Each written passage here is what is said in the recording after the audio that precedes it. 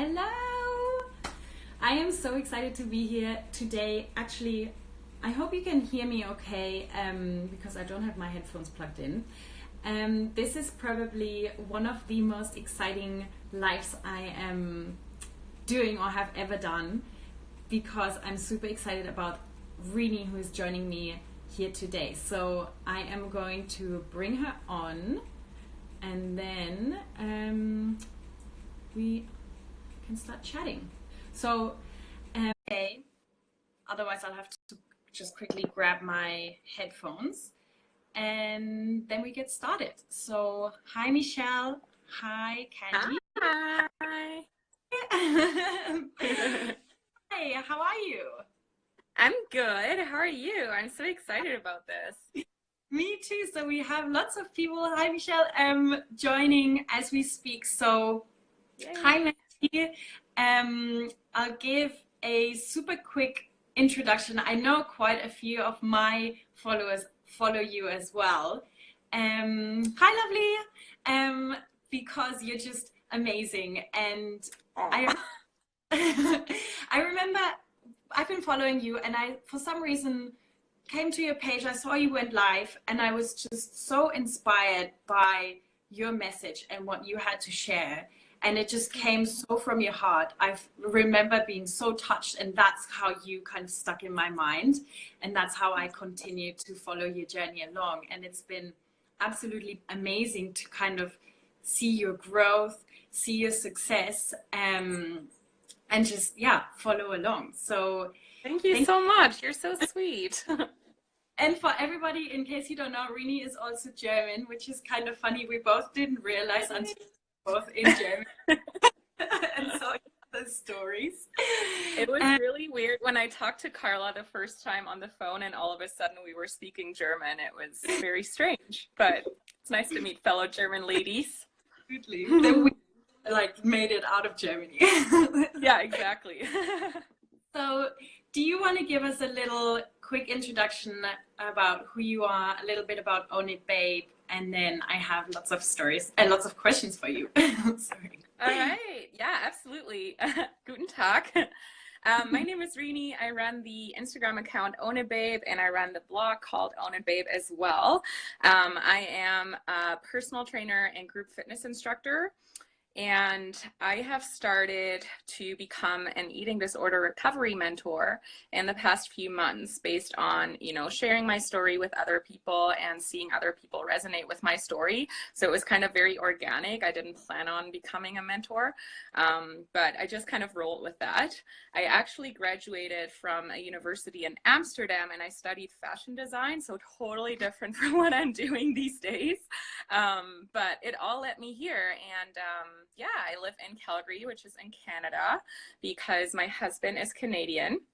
So that's how I ended up here. And yeah, I think that's all I do. Yeah. I find it really interesting just to, because you have such a strong message. And that's something I definitely struggled with in the beginning because I didn't really know what my message was or what I wanted to share with my audience. I kind of looked at what everybody else was doing and then figured, okay, if that's working for them, then I should be talking about that. But it wasn't really me. Yeah. So did you kind of start out the same way, or did you go on Instagram and you're like, this is my message, this is what I want to share? Exactly the opposite. So I started my account last year in the summer, and I started it actually with a friend of mine, and we started it as a fitness account. So we actually just started the account and we wanted to share the workouts we were doing because we were working out together.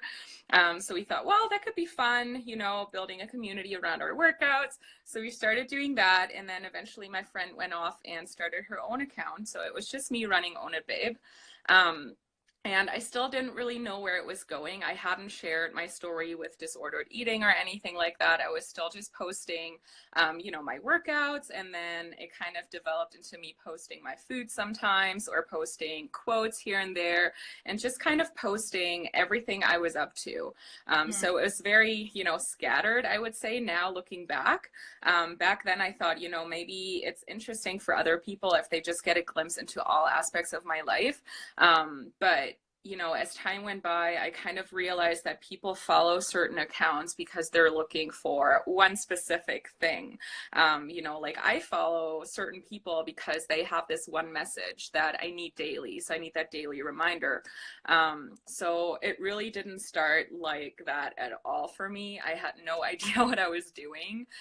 So it really takes time to figure out what you actually want to be about. And, the one thing that makes you kind of stand out from the rest of the accounts that other people follow. And I mean, you're really vulnerable in your posts and the things you share. I mean, the first time you put that out there, it must have been so scary. Yeah, it was. I actually remember putting out my first post where I shared my story a little bit. It was like 2 months into my account, and I was just a mess. I was shaking. I was sweating. I just really knew that I had to put this out there because I couldn't just keep running the account and just posting random things anymore. And like you said earlier, I was, following other people and thinking, this is what I need to do because these accounts are successful. So, maybe I should be doing that too. And it definitely didn't work for me. So I started sharing my story, and I started sharing bits and pieces of my story, and finding out that people were resonating a lot with the vulnerability I put out there and with my honesty. So it's now I don't struggle with that at all anymore. It's very, very freeing to share my story because I held it in for so long, and, I just wanted to please other people for so long. So nowadays, I really put everything out there. My life is an open book. And it's beautiful because people resonate with it. And, I get messages from people telling me that, I'm changing their lives, which is crazy to me, or, that I'm helping them out so much on their recovery. So this is really what this is about for me. So it's more about building the community around you that, you think people resonate with the message that you put out there. And this is how you can build, a true, authentic community on Instagram. Was there like a moment in your Instagram journey where you're like, yes, I know this is my message, this is my voice, like I'm definitely on the right path here and I'm going with this? Yeah, I actually remember that. So it was back in January, so not that long ago. So, I mean, the first 6 months, it was just trying out different things. And then in January, I remember because I came back from Germany and I posted this Instagram versus reality picture. So people probably know what I'm talking about. And it had just so much response and people resonating with that I just thought, okay, this is what I need to be doing more of. So this is when I started showing more of my body. So before that post, I was actually not sharing my recovered body with anybody because I was so ashamed. But I just thought, hey, this is the way that has the most impact. So this is what I need to roll with. And it has been really, really good since then. So, my account is growing more than it did before because I think people resonate with people. People resonate with people. People resonate with accounts that put out a very honest message. So, if I could give a tip to anybody, it's just showing your most authentic self and seeing how people resonate with that. And that's how you kind of find your voice overall. But it definitely takes a while. Yeah. Angela was just saying, I've unfollowed the fitness fanatics and followed you, truly inspired. That's amazing. Thank you. That's amazing. Thank you. Really sweet. So in you kind of finding your voice and kind of getting that clarity, what influenced you? Definitely my audience. I'm going to say audience is number one. So for anyone out there that is trying to build their following on Instagram, it may sound silly, but ask the question, what do these people want to see more of? You know, what are they resonating with the most? So there's a few times where I genuinely asked, you know, what would you guys like to see more of? Is it, you know, are you resonating with the food I post? Are you resonating with the eating disorder recovery stories? You know, with the quotes, what is it that you want more of? And your audience is going to tell you that. So, you know, it was like 95% of people said they want to see more eating disorder recovery. So definitely my audience number one. Hey girl. And then number two would be other body positive influencers and accounts. But those would be the main two. And then, you know, just basically the past, like how I dealt with the past and how I don't want to hold it in any longer. So maybe it was my past story that inspired me as well to just be more open and more honest about my story. Yeah. And I'm honestly so inspired by you to share my story. And I feel like I know exactly what you're talking about, because there's parts of my story that I don't talk about to anyone, because I feel like by just keeping it in and by not addressing it, it's like, you know, it'll go away, but it will never go away. It doesn't. It's always there underlying, and it comes out, you know, when you feel emotional, it comes out. And I held my story in for 12 years. I didn't talk to anybody. You know, my husband didn't even know the whole story. So it's definitely very cathartic to start sharing this stuff for sure. Yeah. So when it comes to writing your captions, thanks so much for tuning in, everyone. Thank you guys. It's awesome. When it comes to writing your captions, like your captions, it's really obvious that you put a lot of time and thought into these captions. What's kind of your process? How do you get inspired to write? Like, do you plan your posts out? How do you do it? So sometimes I plan my posts out the night before, but mostly I find that I'm really thriving off of being more spontaneous with my content. I do take, you're right, I take a lot of time to write out my captions and to edit them, because I think, you know, my captions are so long, so they need to be interesting, and I want people to read all the way till the end. You know, I don't want them to just like the picture and move on with their day. So the first thing I do is ask myself, what is my intention with this post? What is the message I want to get out there? And, you know, do I want to help people? Do I want to make people feel better? Or do I want to, you know, encourage people to share something, you know, out of their own lives or anything like that? So the first thing I do is kind of set the intention. What do I want to do? What do I want to achieve with that post? And then usually what I do is I type it all out in my notes section on my phone or on my computer, and I just ramble away. I just start typing. So it's full of just me rambling basically. And then when I'm done, I go through the caption and I edit the crap out of it, because there's a lot of ramblings that don't belong in the caption because they take away from the overall story, and they just don't need to be in there. So, you know, I edit a lot. I make the sentences shorter so it's easier to read, things like that. But the overall thing that I recommend to people is to just tell a story with your captions.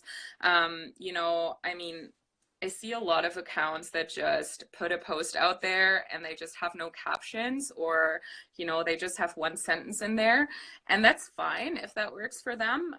But this is just not the audience that I'm trying to build. So it really depends on the audience that you're trying to build. Are you seeking out a deeper connection with the people that follow you?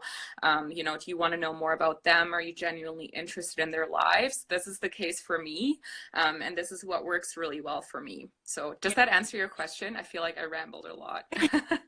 Definitely in the beginning, you know, when I had no idea what to write in my captions, was like a lot of happy Fridays. Like, yeah, totally. Me too. It's okay. Like, you have to start. Yeah. It's easy, this whole process of finding your voice. Is this something naturally to you, or what would you recommend to someone who just struggles with writing? So to someone that struggles with writing, I would recommend what I said earlier, to just take the note section in your computer on your phone and really just type out the caption and really think, what do you want to get out of this post? What are you seeking out from your audience? Always include a call to action. I know this is very technical, but I mean that in a very genuine sense. Do you want to help people? Tell them something and ask them to share something from their experiences, or, tell them to double tap if they've experienced the same thing, or, send them over to your blog, whatever it is.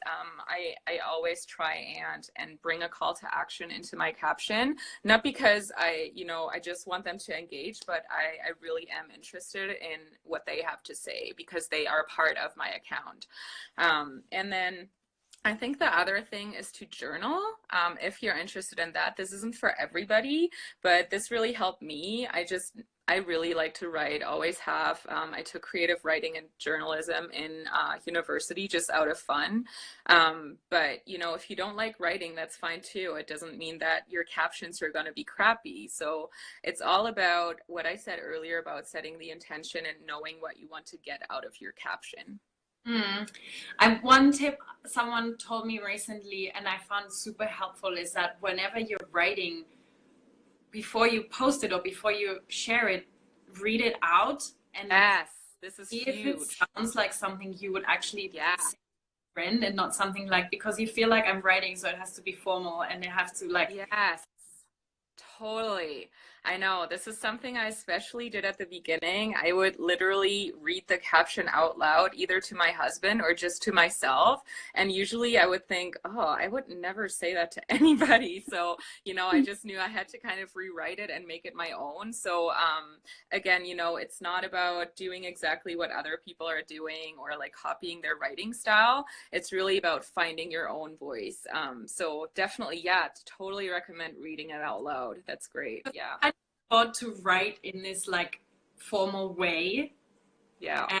And nobody speaks like that. So it is kind of exactly. Because you're like, I don't know if this is grammatically or correct, but it doesn't matter. It doesn't matter. Yeah. And it's easier to read something that's, spoken word, I think, at least for Instagram, right? Because it's not, a newspaper or anything like that. So it can be more informal for sure. And what do you do on the days where you're just like, oh my God, I have no idea what to write about, when you're not feeling inspired? Do you have something up your sleeve, or do you just not This is a good question. Yeah. So sometimes I usually get inspired for what I want to talk about on my drive to work, just because I sit in my car and, I either listen to music or I don't listen to anything. So this is when I get my ideas. So sometimes I just record them on my phone and I have a little list of things that I like to talk about. So I do sometimes refer back to this list, but recently, and I don't know if that's superstition, I realized that if I force a post, it just doesn't get the same engagement because it isn't as engaging as my other posts that are, really from the heart. So, recently I just started to cut myself some slack. You don't have to post every day. So sometimes it's just better to let it rest for a day and to not even go on Instagram at all. And you're going to be so much more inspired the next day. At least, I don't know. Is this your experience as well, Carla? Yeah, totally. Yeah. And so you don't have to force it. But yeah, sometimes when I feel like I want to post something, I just don't know what. If I really feel like posting, I do refer back to this list. So, if you think of a few things that you want to talk about that are different from each other, that aren't just one post, just have a little list in your phone or write it down, and you can refer back to these things. So that's also a good tip, I think. I started doing that too. And I've even found sometimes I do write my captions out the day before, sometimes when I'm feeling inspired. When it comes to posting them, I read it and I just change everything. Totally, right? But I think writing is definitely a skill that can be learned as well. And so the more you write, the better you get at it. From my experience. I used to be like terrible in German and English in school. And I never liked writing, and I'm starting to really enjoy it. So your writing is great. I love your writing. thank you. Yeah, it's been definitely a journey. But yeah, a skill that can be learned. I think so. One statement I'd like to ask you about, which I always like to tell my students or my clients, is you don't have to be an expert in order to help others. What's your take on that? This is huge.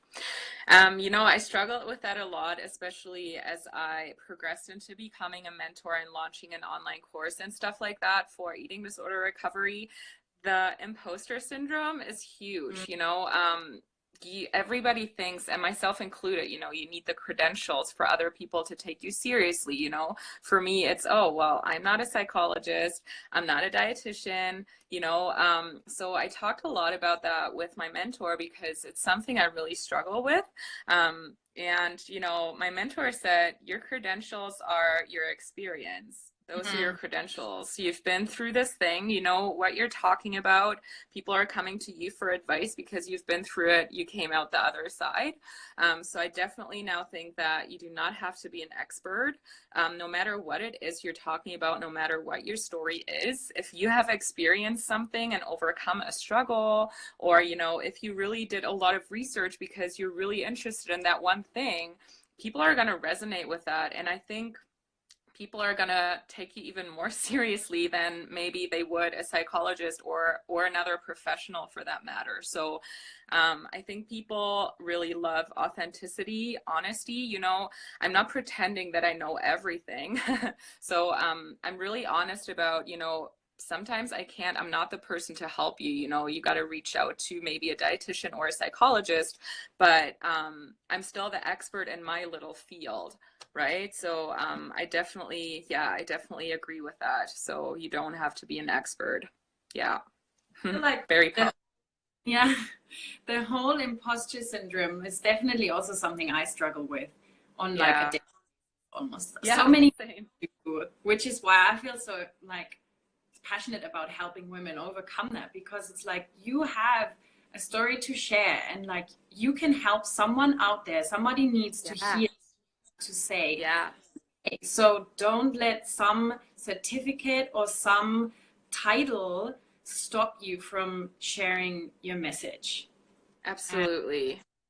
And I think, you know, with the big platform that Instagram is now, even if it's just a little niche, you know, I don't know, there's even podcasts that like talk about Gilmore Girls. There's like two guys that launch a weekly podcast and all they talk about is Gilmore Girls, and they have a following, right? So like, I mean, it doesn't matter what your niche is, as long as you're passionate about it, you're gonna attract the right people. So yeah, I think that's huge. Yeah, preach. I know, I recently saw there's someone who launched an online course about how to groom your cat and is making like that's the perfect example. Perfect. Just follow your heart. And I think we talked about this before, like Instagram is becoming really saturated. There is, you know, 800 million active users now. It's so it is crazy. Need to be authentic and you need to be you to differentiate yourself.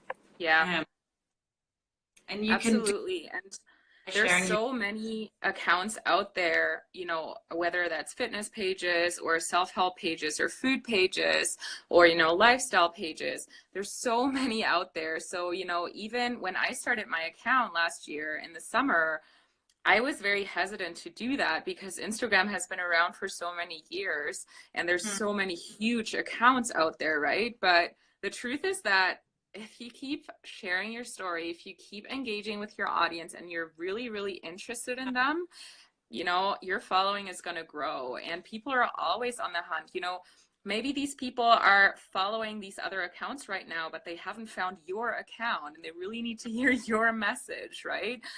So I would really recommend to just roll with that. And then again, what we said at the beginning about looking at other accounts and kind of copying what they're doing. I see that a lot. I mean, I'm not like bashing other accounts. I think, you know, everybody has their own story, and as long as it works for them, that's great. But for me, it just never worked to just kind of be very preachy about things.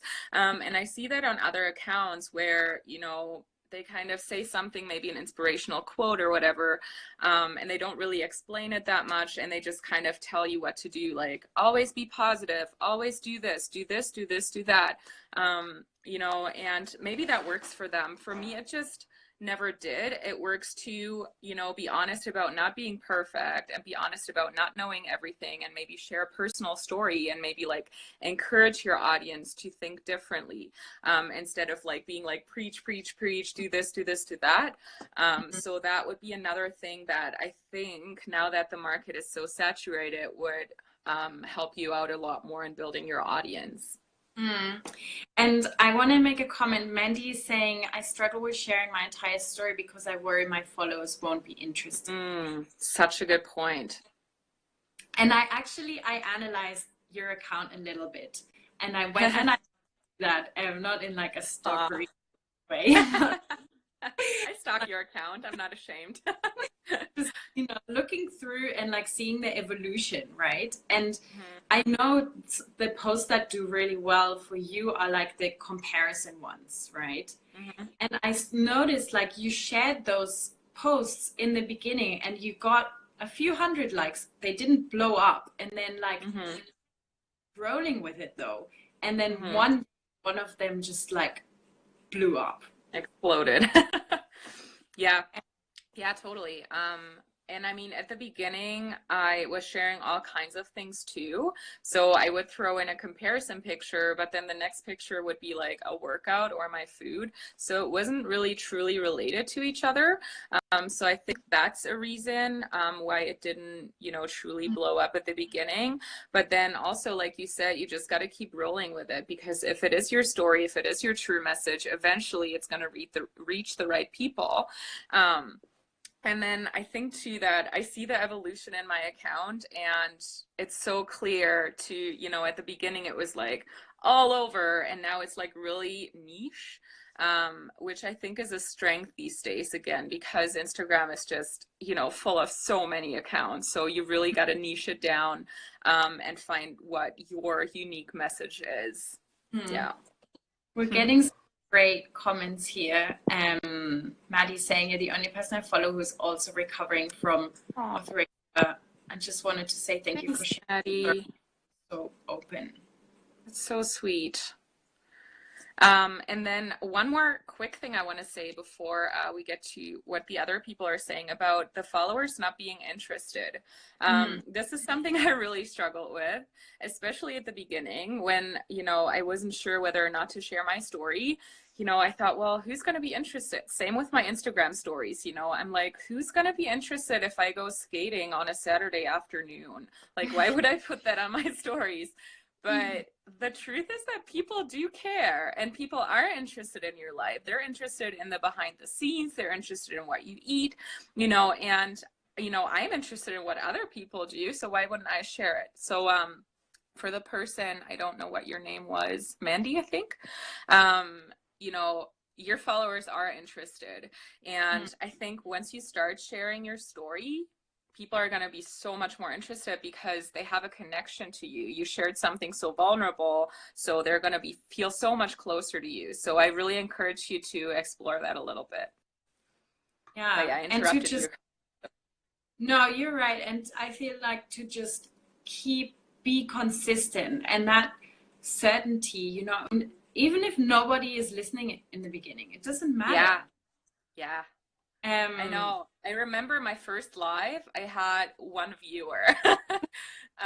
So we all start somewhere, and it's really important not to get discouraged and not to start comparing yourself. And I'm guilty of that too, but not to start comparing yourself to bigger accounts that have been around for so much longer. Yeah. And especially the going live. I mean, I mentioned this right in the beginning. The reason why I kind of stuck with following you is because I saw you live and I saw you talk about your story. And it's like, you know, Instagram with the, you know, creating your perfectly curated feed. And it's, hi, Monica.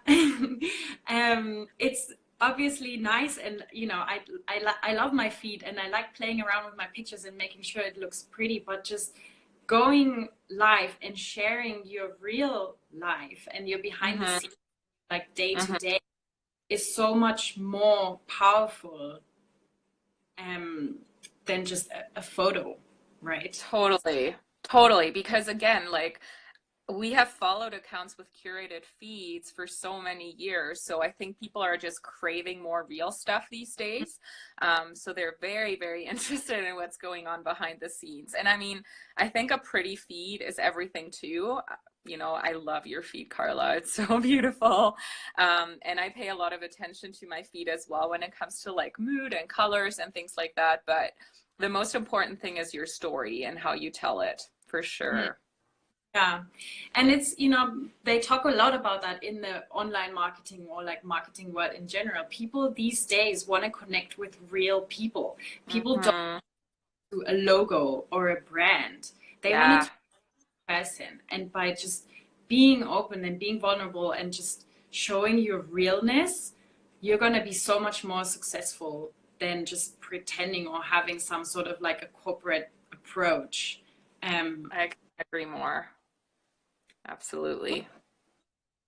I want to scroll through these quickly and see if I think we've got some other. Mandy saying my page is a hot mess currently. Definitely need to focus on my content. That's fine, you know, and you can work on that. It's all about the evolution and just keep going at it. Totally. If you scroll down on my feed, you're going to see that at the beginning, I did not know what I was doing. It was just kind of all over the place. And then with time, it became more focused on aesthetics and things like that. So it's definitely all an evolution. So don't be so hard on yourself. And what you were saying before as well, like pay attention to what your audience wants. So if you see that certain posts perform better than others, analyze them and be like, why did this do better than my previous post? And create more of that. Definitely. And also don't be afraid to ask, like in your captions or stories, don't be afraid to ask what they want to see more of, because that's, I think, really powerful. And this is the reason I continue to pretty much just talk about eating disorder recovery and, you know, body positivity and things like that, was because I just went and asked my audience. So definitely a good thing to do. I love using the poll feature in the story. Like, even do you want to hear more about that? Yes or no? It'll be so obvious. And then you just know, okay, this is what they want. And you'll feel more confident talking about these things. Have that. And just a fun fact, I just read about that. I'm not sure if this is actually true, but if people actually participate in the poll in your stories, so it's very, very good to have these polls out there, because you're going to be shown on their feed, you know, a lot more, because you know, the algorithm thinks that to them you're an important account, so they're going to put you on top of their list. So just another tip, if you know, if you're trying to grow your audience, to do a lot of polls, because they're good and they're fun too. Fun, yeah. So Katera, I hope I'm saying this right, is saying, I am a makeup artist and hairstylist. I want to go online live on my Instagram or Facebook. I'm scared to do so. What is your recommendation for me? My recommendation is do it. Just get over your fear. I remember my first live, I probably didn't sleep for a whole week because I was so freaking nervous. I was just like pacing up and down. And you know, whatever, I had some technical difficulties. My audience like stuck with me through the whole thing. I wanted to cry. I didn't. I cried later. After you finish the live. You just have to put yourself out there and do it again and again, and eventually you'll start to love it. Like now I get a huge rush when I come on live. I don't get Yeah. scared. Yeah, I have little butterflies. Just do it. I think What? so too. It's really fun. And like, I don't even think you need to plan it all out that much. Just kind of stick with what do you want to get across? What is your intention behind your live? Because I think, people watch lives because they want to get some information, or maybe they're, after a specific thing. So I think with makeup, like this is a huge thing. You can give them makeup tips, or you can show them different products or whatever. So I think it's a great thing for your audience, and really just be yourself. And if you're nervous, you can just say, hey guys, I'm super nervous. Please cut me some slack today. And people are very forgiving. So Yeah. I At encourage the you end to of just the go day, for that. you're sorry to cut you off, but you're giving something of value. You're helping them for free. Like you're going on live. You're not charging for them. They're not paying you. Mm-hmm. Like Mm-hmm. that's the other Exactly. thing you always have to remember. Yeah. One more question. How about if you don't have an audience yet and you're just starting? Maybe the audience you have are your friends and people you know, or people who know you. Do you want to go, or should I go? I would just say the most important thing I think when you're just starting is to really have a good idea and to think about who you want to reach and the ideal follower or ideal client or whatever ideal reader you want to reach, and then make sure you really create this like character. They call it avatar or ideal client or target market, whatever that's for it. But by having this like idea of this one person, you can then go out on Instagram, for example, and you can go, for example, through hashtags that they might be using and just start connecting with these people that you think are your ideal follower. So in the beginning, nobody knows you exist on Instagram, right? So you really have to be proactive and put yourself out there, and you do that by engaging with other people's content. So that is what I think is like, if you have no followers and you're like day one, okay, this is the kind of person I want to attract, and then go and find them and start chatting in a non-creepy. Yeah, don't be creepy. Yeah, totally. I think the ideal client exercise is amazing. I did that like 2 months in because I didn't even know what it was at the beginning. So I just started listening to podcasts on that. It's huge, and be very, very specific. Like, what's her name? How old is she? Where does she hang out online? Does she hang out on Facebook? Does she hang out on Pinterest? Does she hang out only on Instagram or maybe on Twitter? What clothes does she wear? Where does she go shopping? What food does she eat? Get very, very specific. And then, yeah, engagement is huge. At the beginning, I spend probably a couple hours a day really just finding people, leaving meaningful comments under their posts, really well thought out comments, because I actually cared. So not just like nice, or, not just an emoji. So really make sure they're at least like 4 words or more. And that way people will then go onto your account, you will connect with them. And it's beautiful too, because honestly, I mean, I met you, Carla. I met so many other wonderful women through this platform. And, some of them I'm going to meet in real life. One of my, really close friends from Calgary, we met through Instagram. So yeah, it's definitely very powerful to just go and engage with these people that are your ideal followers. Yeah. Dana is saying, that's awesome. Thank you so much for answering my question. Yeah. We found you. So yeah. And Instagram is all about making authentic connections and building relationships. It's how I make friends. I travel so much, anytime place, I kind of connect with people I find on Instagram. And it's like, they always love food. So we always have that kind of, so we usually go out and have lots of food. That's awesome. I love it so much. So nice. And it's really people from all over the world. I mean, we were even saying earlier, if you're in New York this summer, I would come visit you. Or, I have a few friends in the States. We're looking to get together. It's really beautiful as long as you're, really genuine with the connections that you're after and with the engagement that you put in. Someone is saying, I never thought about how comments affect people. Yeah, it's like someone It's everything. comment on someone else's post is kind of how it all starts. The other thing I like doing when I really want to connect with someone, I either mention them in my Instagram stories or I comment on one of their stories, and then it kind of opens up a direct message, right? So I've connected with people, you know, I left a comment on someone's story because she had this cute little dog, and I was just like, oh my God, she's so cute. And I swear, since then, she's like commenting on every single one of my posts, and I go kind of do the same. But it's just like, just little message has the power. It was a long way. A connection. Yeah, I mean, for me, it was all about the engagement at the start, because nobody is just going to come on your page and discover you. There's just too many accounts out there. So you kind of have to put in the work a little bit, but it's really fun. I love it. Cool. Let's see if there's any questions, guys. Feel free to put them in here now.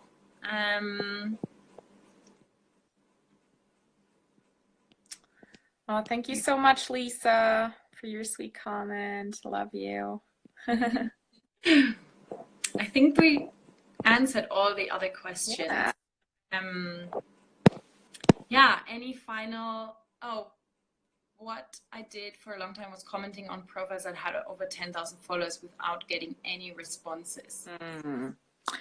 So that just depends on the person. I mean, I follow some girls that have like 90,000 followers, and we DM like every day because, you know, they're not just some huge accounts. Hey, Sydney. They're not just some huge accounts that never interact with their followers. So it really depends on the person.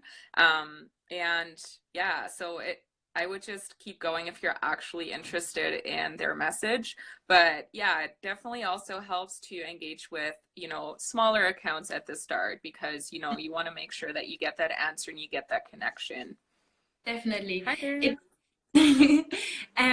think it also does help, you know, if you are leaving truly meaningful comments, other people read these comments as well. Yeah. So that like not the account owner might read it, but other people might discover you that way as well.